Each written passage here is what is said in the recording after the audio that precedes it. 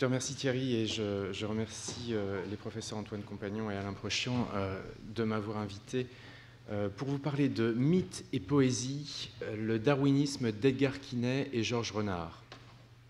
Alors, en m'interrogeant sur la rencontre du darwinisme et des enseignements littéraires au Collège de France, je pensais que les professeurs d'histoire littéraire du XIXe siècle et du début du XXe feraient écho aux théories transformistes. Pourtant, en épluchant un petit peu la liste de ces professeurs, je me suis rendu compte que ni Jean-Jacques Ampère, ni Louis de Loménie, ni Paul Albert, ni Émile Deschanel ne semblent avoir été sensibles au darwinisme qui leur fut peu ou prou contemporain. Ces professeurs du Collège de France restèrent dans les voies traditionnelles d'une histoire ou d'une critique littéraire, ignorant très largement les bouleversements épistémologiques induits par la vogue d'un évolutionnisme généralisé qui suivit la diffusion et la déformation des idées de Charles Darwin. S'il y a un transformisme en histoire littéraire, on en trouve bien plutôt la trace chez Taine et chez Brunetière, qui sont deux fameux absents du Collège de France. Ces deux historiens et critiques littéraires virent toujours les portes de l'institution leur rester fermées, en effet. Quant à Sainte-Beuve, qui dut se contenter de la chaire d'histoire de la poésie latine de 1854 à 1869, il ne semble pas qu'il ait explicitement réagi à Darwin, mais seulement dans une magnifique et profonde page de son roman Volupté en 1834 à Lamarck. Quant à Michelet, si on regarde du côté de l'histoire, son interprétation du transformisme est passionnante, mais il semble qu'elle reste, même dans les dernières années de son œuvre, liée à Lamarck et non à Darwin. Alors, lors d'un précédent colloque interdisciplinaire sur l'héritage de Darwin, Antoine Compagnon exposa ici même les liens qui existèrent entre darwinisme et littérature en France, de Paul Bourget à Proust, comme nous l'avons appelé hier. Mais si les romanciers s'emparèrent volontiers de la question darwinienne, l'institution, elle, marqua plus de réticence. Alors peut-être que ces rendez-vous manqués entre le darwinisme et l'histoire littéraire peuvent nous apprendre quelque chose sur le Collège de France. Et d'ailleurs, les travaux d'Yvette Conry, que l'on a déjà cités, ont depuis longtemps indiqué les facteurs de résistance des institutions françaises au darwinisme, tandis que ceux de Jean-Marc Bernardini ont montré les déformations que le darwinisme social imposa aux théories de Darwin. Mais je préfère me tourner vers les rares professeurs du Collège de France qui firent positivement le lien entre darwinisme et littérature. Et il s'agit, par un apparent paradoxe, de deux historiens, Edgar Quinet et Georges Renard. Alors, Edgar Quinet, professeur au Collège de France à la chaire de langue et littérature de l'Europe méridionale, de 1841 à 1846, puis de 48 à 52, puis de 70 à 75, publia deux ouvrages, La Création en 1870, puis L'Esprit nouveau en 1875, deux livres qui nous intéresseront à plusieurs titres. Tout d'abord, Quinet y théorise l'interdisciplinarité comme une conséquence du darwinisme, dans la mesure où c'est cette théorie qui fait le lien entre histoire et histoire naturelle. En effet, Darwin a donné une dimension historique aux sciences de la vie et en retour, l'histoire de la vie a replacé l'histoire humaine dans le vaste contexte d'une histoire universelle. Dans ce cadre théorique, Quinet évoque à plusieurs reprises la littérature et les mythes. En effet, tout d'abord, il réexamine les mythes antiques à la lumière d'une histoire évolutionniste de la vie et de l'humanité.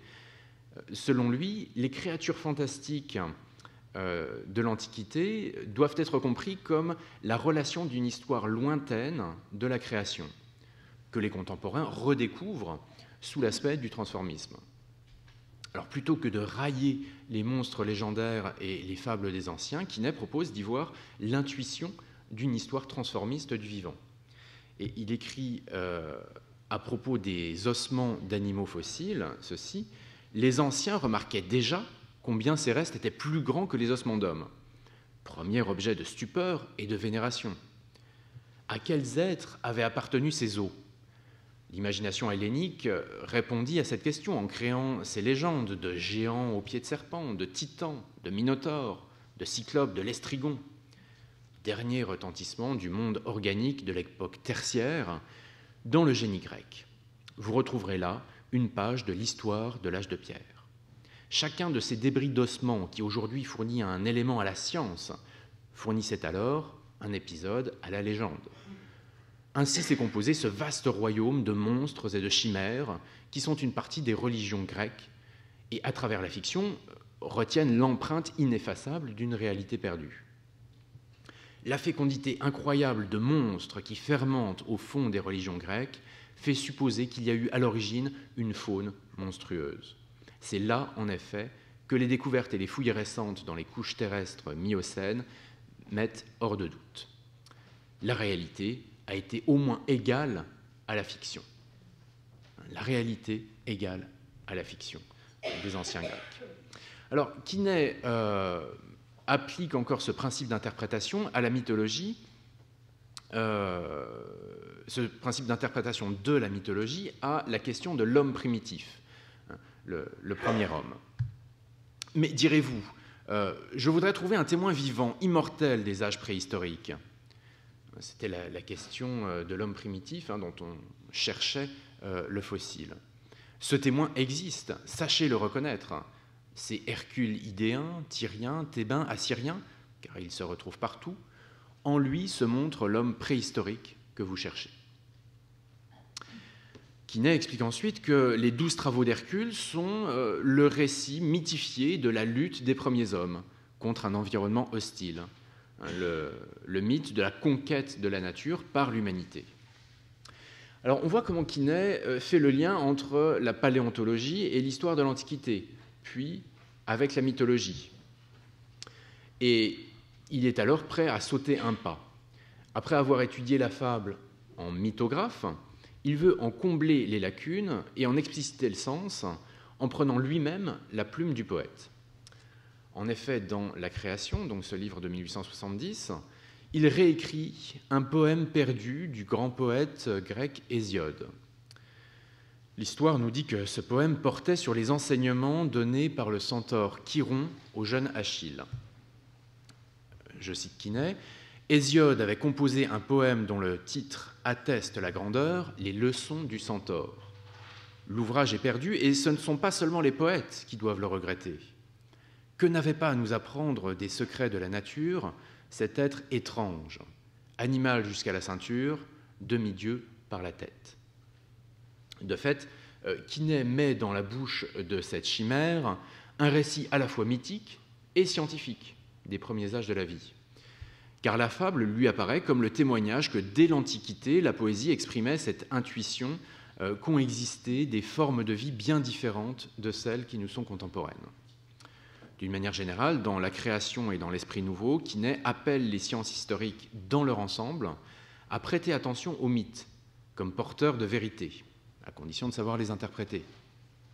Et dans le sens inverse, il encourage les arts et la littérature à s'inspirer du transformisme, de la paléontologie, de la géologie, c'est-à-dire des nouvelles sciences qui historicisent la connaissance de la nature, pour que les arts se régénèrent, qu'ils traitent des sujets nouveaux, voire pour que les arts montrent à la science le chemin de ses futures découvertes. D'ailleurs, la littérature n'a pas attendu que naisse au XIXe siècle la vogue du roman préhistorique, que vous connaissez peut-être par La Guerre du Feu. Quinet trouve dans une œuvre ancienne un exemple de cette prescience visionnaire. Il évoque ainsi le personnage de Caliban dans La Tempête de Shakespeare. Pour lui, Caliban, c'est la figuration du chaînon manquant de l'évolution, ni tout à fait homme, ni tout à fait bête, mais une étape intermédiaire. Je passe tout de suite au troisième paragraphe de cette citation. Si nous ne voulons plus de l'Adam de Milton, descendons d'échelon en échelon tous les degrés de la forme humaine. Nous trouvons au bas le monstre qu'il nous faut. Shakespeare l'a rencontré dans La Tempête, il l'a nommé Caliban. Alors, la première relation qui se fait jour entre darwinisme et littérature, c'est donc le statut particulier que Quinet donne au mythe. Le mythe est ce qui permet de faire le lien entre la préhistoire et l'histoire, que ce soit en réinterprétant les mythes antiques ou en écrivant des mythes modernes éclairés par la science. Mais le rôle du darwinisme dans sa pratique historiographique est encore plus déterminant. En effet, à partir de son livre de 70, le projet d'Edgar Quinet est clairement ce que nous appellerions aujourd'hui l'interdisciplinarité. Il l'explique ainsi: « J'entreprends de faire entrer la révolution contemporaine de l'histoire naturelle dans le domaine général de l'esprit humain, c'est-à-dire d'établir les rapports de la conception nouvelle de la nature avec l'histoire, les arts, les langues, les lettres, l'économie sociale et la philosophie. Il s'agit de découvrir les points de relation entre le domaine des sciences naturelles et celui des sciences historiques, morales, littéraires. » Alors, selon ce principe, Quinet opère et légitime des analogies systématiques entre la nature et les sociétés humaines, entre des ordres de phénomènes de nature bien différente. Bon, à nous autres qui avons eu bien des occasions de critiquer l'analogie sauvage entre sciences de la nature ou sciences mathématiques et sciences humaines, je vous renvoie à l'affaire Sokal et Bricmont, il y a une vingtaine d'années. Cette méthode analogique entre des sciences très différentes peut nous paraître un peu suspecte. Mais Quinet entend réguler la relation entre histoire et histoire naturelle de cette manière. Il écrit « C'est de la rencontre de ces deux sciences que peut jaillir la clarté. Une seule n'y suffit pas. » Et il veut dire par là qu'on ne saurait simplement appliquer le darwinisme à l'histoire, mais qu'il faut aussi que l'histoire fasse valoir les droits de l'esprit humain qui sont étrangers à l'histoire naturelle. En effet, Quinet pense que Darwin a tort de désigner le hasard et le besoin comme les seuls moteurs de l'évolution de la vie.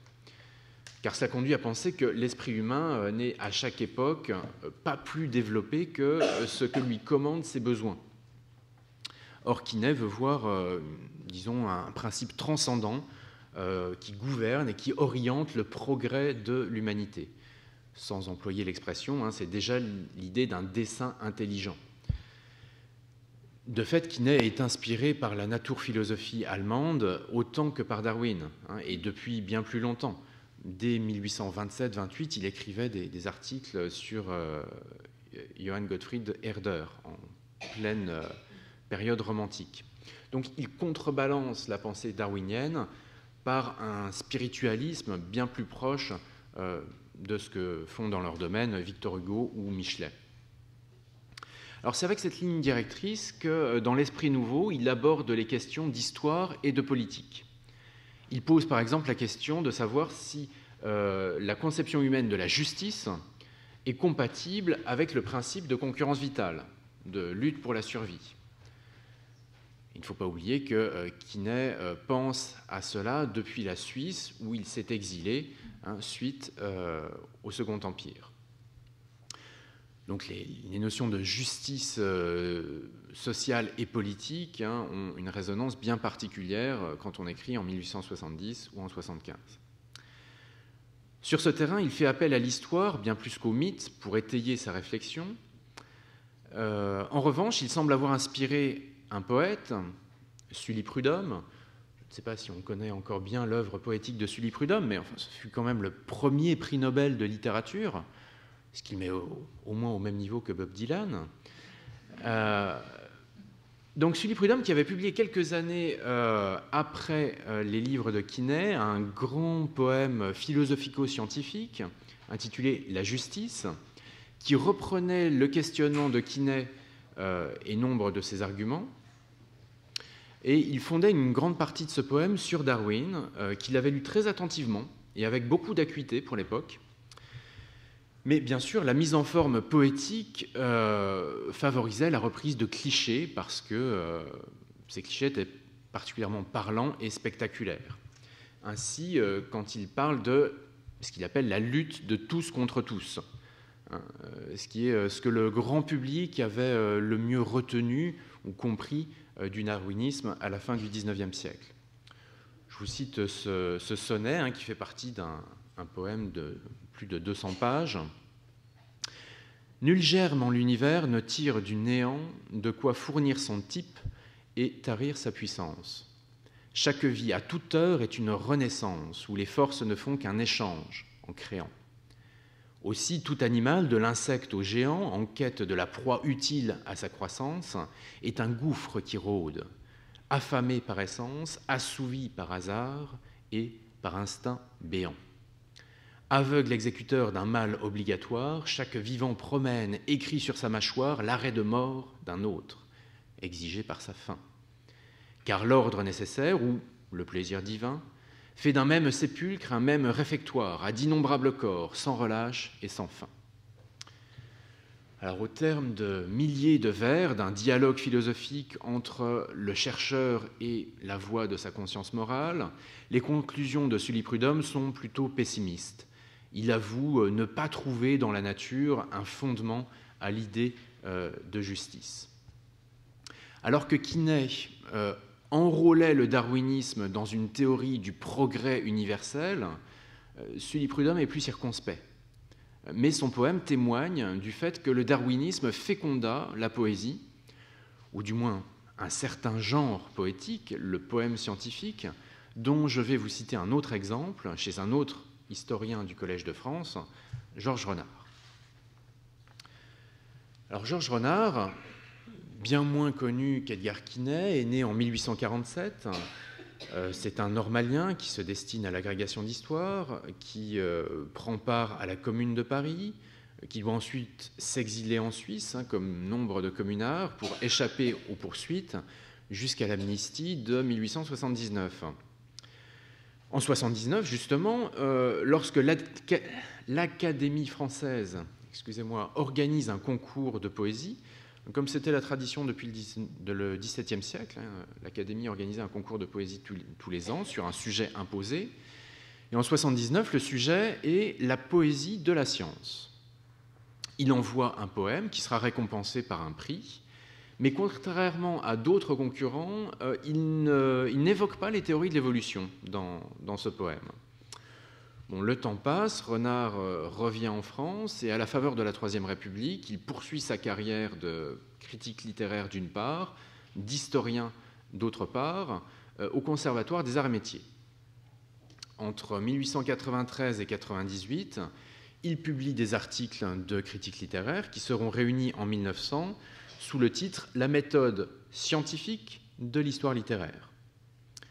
Dans cet ouvrage, il disserte des causes et des lois, je reprends ces termes, des causes et lois de l'évolution littéraire. Il n'a même pas besoin de commenter ce terme d'évolution, tant il est déjà passé dans le vocabulaire scientifique et même dans le langage courant. Et il tient d'ailleurs pour acquis que l'histoire littéraire doit être une branche de l'histoire et qu'à ce titre, elle doit être scientifique, avoir une méthode scientifique. Et un aspect particulier de cette méthode, selon lui, c'est que la littérature ne doit pas être coupée des autres éléments qui font l'histoire. La société, la politique, l'économie, ainsi que les autres domaines de l'histoire culturelle, et notamment les sciences. En effet, il y a une conception holiste de la culture comme un tout. Il exprime ceci ainsi. On peut à toute époque relever entre les caractères essentiels de la littérature régnante et le groupe des sciences qui prédomine une analogie. D'où ressort cette vérité, aujourd'hui presque banale, qu'une société à un moment donné de son existence est un ensemble organisé dont les diverses parties sont en harmonie. Et vous remarquez au passage cette métaphore de l'organisme désignant la société ou même la culture d'une société. Ainsi, par exemple, le moment réaliste de la littérature du XIXe siècle correspond pour lui logiquement au développement des théories de l'évolution et du darwinisme. Il voit une unité philosophique entre ces différentes expressions d'une même vision du monde. Je le cite, « Il est visible ainsi que les invectives passionnées de Goncourt, la conception mélancolique de Sully Prudhomme et les théories de Darwin sur la lutte pour la vie sont des choses du même temps, trois formes d'une seule et même idée qui flottaient dans l'air ambiant. » Il affirme aussi, après bien d'autres, que les innovations scientifiques ouvrent de nouveaux horizons aux écrivains et que leur inspiration s'en trouve renouvelée. Il est ainsi l'un des derniers auteurs, au début du XXe siècle, à plaider pour une poésie scientifique qui réalise l'union intime de la science et de la poésie. Alors, ce faisant, il se souvient sans doute de son poème de jeunesse sur la poésie de la science qu'il avait proposé à l'Académie. Il complète d'ailleurs ce poème en l'augmentant considérablement et il en fait une longue épopée universelle publiée en 1925 sous le titre « La nature et l'humanité ». Poème publié, c'est assez remarquable, aux presses universitaires de France, donc chez un éditeur universitaire bien reconnu. Entre-temps, donc là je parle de 1925, mais entre-temps il avait obtenu en 1907 la chaire d'histoire du travail au Collège de France. Alors l'histoire de cette chaire est un petit peu particulière parce qu'il n'a pas été élu par ses pairs, il a été nommé par le gouvernement. Il s'agit d'une petite manœuvre politique. Alexandre Millerand, député, ancien ministre, futur président de la République, l'a transféré en quelque sorte du Conservatoire des arts et métiers au Collège de France pour arranger ses amis. Bon. Ça fit grincer quelques dents sans doute au Collège de France, mais Renard finit par y être accepté. Alors la somme de travaux et de cours que Renard consacra à l'histoire du travail, depuis la préhistoire jusqu'à l'époque contemporaine, cette somme de travail est sensible dans son grand poème, où il cherche à exprimer une continuité entre le travail de la nature pour former le monde et le travail des hommes pour maîtriser la nature. Dans cette épopée universelle, il relate les origines du monde, les origines de la vie, les origines de l'humanité. Il expose en vers la théorie de l'évolution et de la sélection naturelle. Il est ainsi l'un des derniers représentants de l'idéal académique d'une union des disciplines et d'une culture générale de l'honnête homme. Et il est aussi le témoin d'une ambition interdisciplinaire qui sut mettre à profit l'héritage darwinien. Alors, au-delà des idées que Darwin exprima précisément sur l'évolution des espèces, le darwinisme, c'est, entre beaucoup d'autres choses, le nom d'un principe d'évolution qu'on suppose universel. Je vous cite quelques vers qui expriment ce principe philosophique.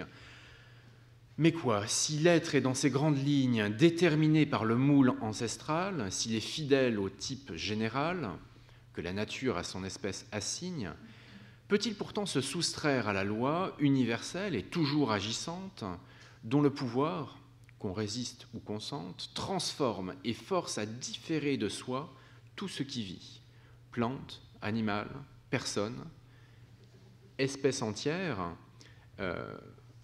ou simple individu. Alors, comme pour la plupart de ses contemporains, l'évolution est, pour Georges Renard, une loi naturelle, mais elle rejoint l'interprétation de l'histoire en termes de progrès. Ainsi, ce ne sont pas seulement les espèces qui évoluent, mais toutes choses, de la matière inerte jusqu'aux sociétés humaines, en passant par tous les degrés de complexité. Et le détour par la poésie permet alors, mieux que la philosophie ou l'historiographie, d'user de l'analogie pour étendre le principe d'évolution à toute chose.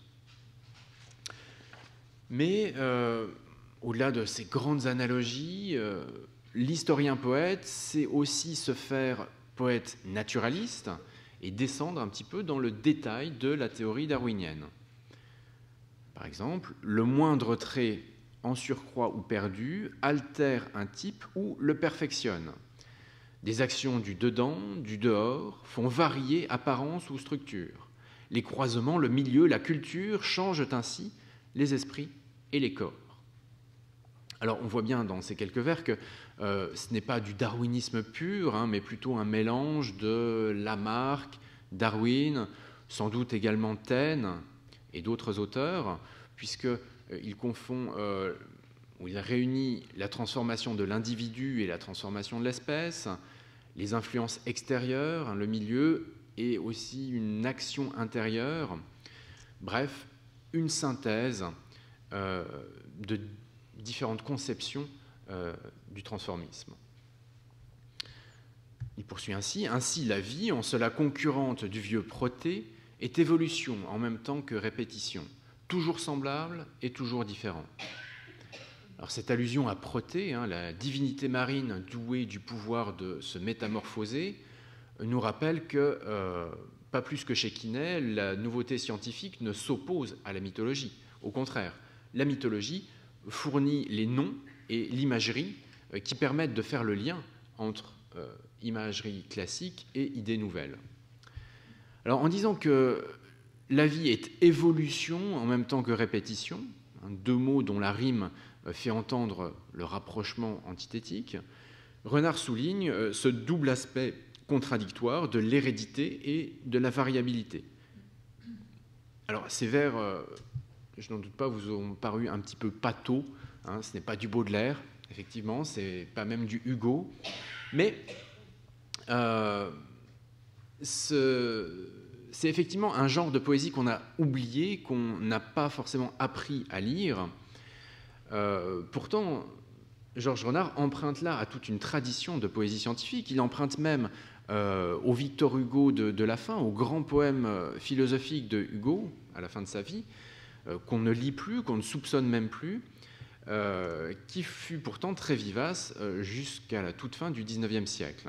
Rien que ce dernier vers, toujours semblable et toujours différente, qui balance l'antithèse sur les deux parties du décasyllabe, ça sent son Victor Hugo d'assez loin. À la même époque, j'aurais pu vous montrer un poète avant-gardiste tel que René Guil, qui revendiquait une poétique évolutionniste et instrumentiste, dans des vers beaucoup plus surprenants, beaucoup plus avant-gardistes. Mais j'ai voulu m'en tenir pour aujourd'hui à Georges Renard, parce qu'il représente l'institution, donc une pratique assez académique. Alors je vais reprendre ma lecture du poème et je passe son explication de la génération spontanée, le récit de la naissance des premières formes de vie cellulaire, bref, des morceaux qui se ressentent bien plus de l'influence de Haeckel que de celle de Darwin. Puis on a ceci. Passage décisif du monde mécanique à la complexité de la vie organique. Un abîme est franchi. Sans bruit et par degrés, la nature en travail vers des buts ignorés s'achemine. Et bientôt, la naissante cellule se nourrit et s'accroît, se dédouble et pullule. Semblable et différente, elle se reproduit et c'est un monde entier qu'elle crée et construit. Car de fait, le héros, ou plutôt l'héroïne de cette épopée, c'est la nature. Et vous imaginez les problèmes de poétique que cela pose. Ici, contrairement à ce que Flourens recommandait à la suite de Cuvier, il est indispensable de personnifier la nature pour en faire une héroïne. Elle devient un personnage à part entière. Donc la poétique du poème scientifique est à l'opposé de la poétique du discours scientifique. Et j'en arrive au principal lieu commun qui retint l'attention des écrivains à donner au darwinisme, c'est-à-dire le lieu commun de la lutte pour la vie. La bataille est multiple et rude, il faut lutter, non pour dominer, mais pour vivre. Il faut lutter d'abord contre la cruauté des caprices auxquels se livre la nature, en passant par de brusques à-coups, du chaud au froid et du calme à l'orage. Les uns, pour s'adapter à ces changements fous, changent de mœurs ou de parage, mais d'autres, moins adroits, périssent. Et combien d'individus, voire d'espèces, descendus pour jamais au monde souterrain, dorment dans ces couches épaisses, auprès des noirs monceaux de bois carbonisés, engloutis par un cataclysme. Donc, les fossiles des formes de vie perdues.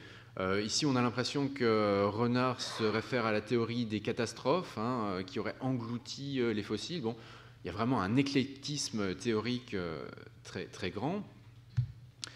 Il faut lutter encore, bec et croc aiguisés, c'est la lutte à son paroxysme, contre des concurrents ayant même appétit, rivaux d'amour, rivaux de chasse, convives d'un banquet trop rare et trop petit pour qu'à leur fin, ils satisfassent. Alors je signale pour répondre à une question qui a été posée hier que ce petit morceau de vers, rivaux d'amour, c'est la seule mention de la sélection sexuelle dans tout le poème. Donc effectivement, c'est vraiment le parent pauvre du darwinisme. Et le sang coule à flot. Alors ça, vous avez des flots de sang dans toute la poésie darwinienne. Pour vivre, il faut tuer. Le meurtre au carnassier s'impose. La faim, l'ardente faim, le force à se ruer sur un corps qui de sang l'arrose. Mais vivants préparés par les mangeurs de chair, les mangeurs d'herbes pacifiques, sont une proie aisée, à moins qu'un mâle fier n'entame un combat héroïque. Au tigre, l'antilope et la brebis au loup. Sous les dents, les os craquent. Alors c'est une bien étrange poésie, surtout en 1925, époque où elle ne se pratique plus que très rarement, que cette poésie scientifique. Pourtant, elle reçoit la caution de cet éditeur universitaire patenté, les Presses universitaires de France. Et ainsi, ce poème, qui ne fait peut-être pas partie de la production la plus officielle du professeur au Collège de France, semble recevoir néanmoins un minimum de reconnaissance académique. La situation a pourtant bien changé depuis cet autre professeur du Collège de France, Jacques Delisle, dit l'abbé Delisle, qui, à la fin du XVIIIe siècle et au début du XIXe, avait fait sa spécialité de la poésie scientifique, qui représentait l'essentiel de sa production. À la mort de Delisle en 1813, le poète scientifique, son corps avait été exposé une semaine dans ses murs, a été visité par des milliers d'auditeurs du Collège de France qui étaient venus lui rendre hommage. Et donc on voit bien le fossé entre le Premier Empire et la Troisième République. La poésie scientifique est passée de mode et elle a perdu à la fois sa légitimité esthétique et sa légitimité savante. Pourtant, il me plaît de penser que pour Georges Renard, à la fin de sa carrière, c'était un petit peu la cerise sur le gâteau, une manière de rappeler que, selon un idéal académique ancien, poésie et savoir pouvaient s'unir. Et un digne savant n'avait pas à rougir de publier des vers. Alors pour conclure, sur mes deux historiens, Quinet et Renard, je dirais que Renard se situe dans le sillage de son prédécesseur Edgar Quinet, tant ils se sont tous les deux nourris de l'imaginaire darwinien, à la faveur du rapprochement de différents modes d'écriture et de pensée. Toutefois, entre Quinet et Renard, l'enthousiasme transformiste s'est teinté de méfiance, car le socialiste Georges Renard n'ignorait pas que le spencerisme, le darwinisme social, promouvait une vision politique de la société bien contraire à ses idéaux d'égalité et de fraternité. Mais chez ces deux historiens du Collège de France, le darwinisme féconda la pensée interdisciplinaire de deux manières. D'une part, en enrichissant la méthode historique, ses sujets, ses objets et ses enjeux, et d'autre part, en suscitant une sorte de création littéraire, le mythe en prose pour Quinet, l'épopée versifiée pour Renard. Je nuancerai néanmoins cette conclusion en faisant la part de ce que ces innovations tirent des idées de Darwin et de ce qui n'est qu'un effet d'opportunité. En effet, les travaux de Darwin ne sont que rarement lus et compris dans leurs détails. Leur spécificité, leur nouveauté échappent bien souvent.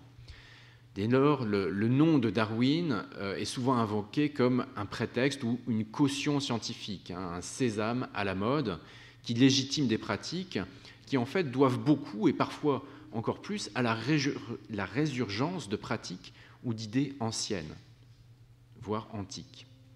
Alors en nouant des liens entre histoire et histoire naturelle, entre mythologie et poésie, Quinet et Renard innovaient peut-être, mais nous pouvons aussi affirmer qu'ils renouaient avec une conception unitaire de la culture qui renvoie à l'âge classique, voire à l'Antiquité. Je vous remercie de votre attention.